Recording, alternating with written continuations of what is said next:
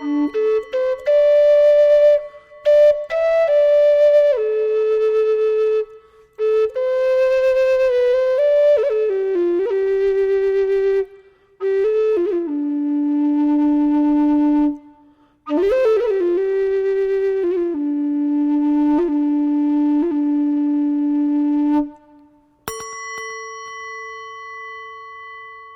are listening to A Quiet Mind. Hello everyone, and welcome back. Congratulations for being here right now in this moment. This is part 2 of our 4-part series on anger. And just to recap, the last podcast that I did on anger, we were working on accepting the responsibility that we are the creator of this anger. And what I really want to say there is this, because I know that we have a tendency, because we are in fact having this experience with our ego mind, that we have a tendency, and I know I've brought it up many, many times before in other podcasts, so I'm going to bring it up once more. And I want to reinforce it when we're working with our anger, because this is when this really, really will come into play. And if you haven't noticed it rearing its ugly head, it certainly will when we are looking at taking responsibility for our own anger. And this is the condemning and judgment of the self. That when we are observing, we are simply observing. And this takes practice, I know, and this takes time, but I want you to be very patient with yourself in learning this new way of looking at yourself and looking at life. We must be very careful not to condemn and not to judge ourselves when we are looking at how we express our anger or how we do not express our anger. So, once again, let's go very slow with ourselves here. Let's not forget to give ourselves approval along the way that we're doing a good job. So let's just do that right now. I want you to close your eyes and then just say to yourself, job well done right now. Job well done. Okay. So, in accepting responsibility for our own anger, we understand now that it is not being caused by someone outside of us or a situation. For example, maybe someone without provocation whatsoever loses their temper with you. Now, we may say, since the anger rised up inside of us, the cause was the person and how they acted toward us. In their doing this, we responded in anger because we have been conditioned to respond with this anger to do what? Look closely right now. Why do we use anger in these moments? This is what we want to take a look at today. Why do we respond in anger when someone is angry with us? Well, obviously, it feels almost as if it is instinctual. And it certainly may be. That may be the origin of our anger.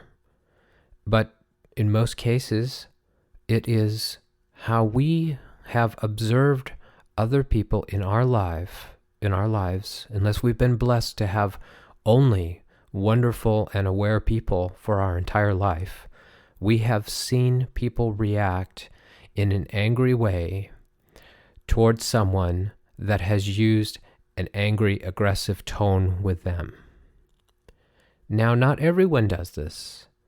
Some people are extroverted about it. They remain calm on the surface, but inside they're boiling, steaming mad, and they wait to take it out on either themselves or one of their loved ones, or if I've spoken before, or losing the temper with the pets, or losing the temper with the children, because they have been conditioned to say that, the expression of anger is not good with strangers, but it certainly is acceptable with those that you love. So this is just another observation that you can have. Where is it okay for you to be angry? Is it okay for you to be angry with strangers and then not be angry with loved ones and yourself? Or is it okay for you to be angry only with those that are closest to you? And this is another thing that we want to take a look at today too. Where do our rules lie about when it is appropriate to express anger? Now, in America, in the United States, it became very popular for us to get in touch with our anger. Do you all remember this? We get in touch with our anger and then we express it. We express it by shouting. I remember there were therapies that were shouting therapies where you went and you yelled and you screamed and you at a partner and you let out all of your aggressions and anger, and or you punched a pillow. They told you, go ahead and punch a pillow. Just let this out. Let all the anger out. Now, there's nothing wrong with this unless this becomes our new way of dealing with anger. That means that we have found a new habit, and we are notorious for this, if you will observe this in yourself, replacing one bad habit with another habit. And that is definitely not what we want to do here when we are observing our anger. And this mode that we are always speaking about of observation, I cannot stress this any more than how important this is in your journey, on your path, whatever you'd like to call it, of your awareness of yourself. That this observation is the key. Observation is the key. The more we watch, the more we know ourselves, the more that we can become aware of how we are acting out our anger. Now, to go back to this idea of expressing the anger and getting it out of our system, this, I really do believe, has its place. It does have its place. But when we're ready to move on with how we are dealing with our anger presently, and we are in this space of where we express it and we yell it out and we punch a pillow so we don't take it out on anyone else. If we want to move out of how we're expressing our anger, then through the simple observation of seeing, watching without judgment, watching and observing. Don't judge, just watch yourself. And an amazing thing will occur. As you practice this, you will begin to see yourself in an angry moment, and you will be able to, in an observation of this, watching silently, you will be able to see your habitual response in anger. Now, what we're having here is a direct experience, this watchfulness, the silent observing. And in this silent observation of how you behave, in time, you will begin to catch yourself before whatever it is that is happening, that person pulling in front of you with your car, someone yelling at you while you're in the mall, person has bumped into you rudely and get out of my way. You will catch yourself in that moment before you respond with anger. You will simply no longer respond. And this is what we're shooting for here. We don't want to have to beat a pillow.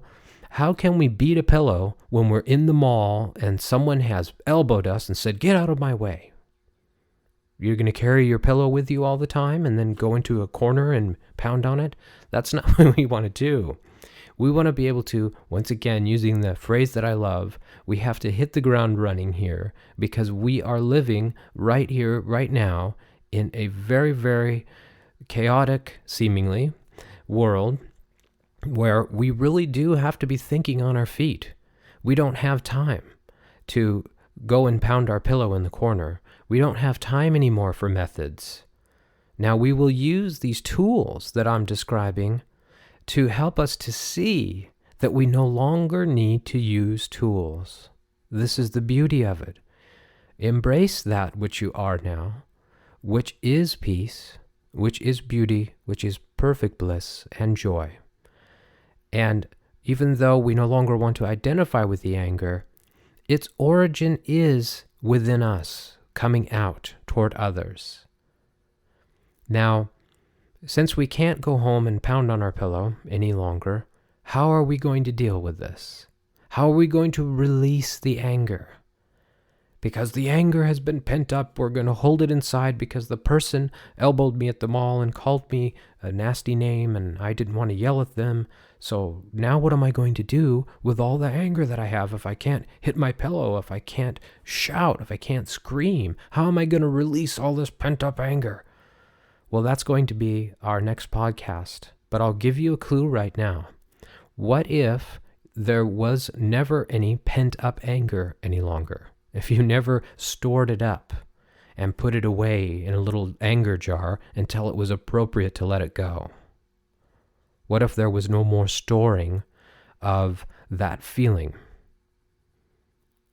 And that's what we're going to work on in part 3 of anger, is how do we no longer hold it or store it so we can then let it out at the appropriate time.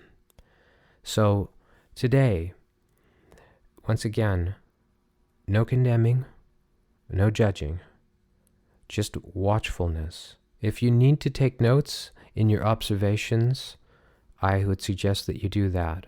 But for now, just accept. Thank you for listening. If you have any comments on this podcast or others, or you have an idea for a future podcast, please write to me, robert@aquietmind.com, and I encourage you all to go to the weblog at the website and talk amongst yourselves there and get a dialogue going about how you're dealing with your anger.